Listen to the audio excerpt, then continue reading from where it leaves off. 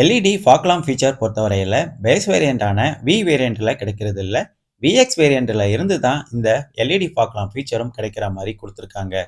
Front under பாடியிலையும் ஒரு ப்ராப்பரான insulation மற்றும் ஃபினிஷிங் கொடுத்திருக்கிறத நம்ம இங்க கிளியரா பார்க்க முடியும். என்ஜினுக்கு சேஃபா இருக்கிற மாதிரி ஒரு என்ஜின் கார்டும் இங்க பிளேஸ் பண்ணியிருக்காங்க. டிசைன், பில்ட் மற்றும் ஃபியூச்சர் வைஸ் பார்க்கும்போது ரொம்பவே ப்ராப்பரா பண்ணியிருக்காங்க இந்த புதிய ஹோண்டா அமேஸ. ஃப்ரண்ட் ஹுட் டோர் மேலையும் பார்க்கறதுக்கே பியூட்டிஃபுல்லா இருக்கிற மாதிரி smooth curves and lines draw பண்ணியிருக்காங்க. ஒரு ஸ்டைலிஷான குரோம் லைனும் இந்த ஹுட் டோருக்கு கீழே பிளேஸ் பண்ணியிருக்காங்க. இதுவும் வண்டியோட ஃப்ரண்ட் லுக்கை ரொம்பவே டீசெண்டா எடுத்துக்காட்டுது. இந்த smooth curves and lines aerodynamic பர்போஸுக்கும் ரொம்பவே சப்போர்ட்டிவா இருக்குது.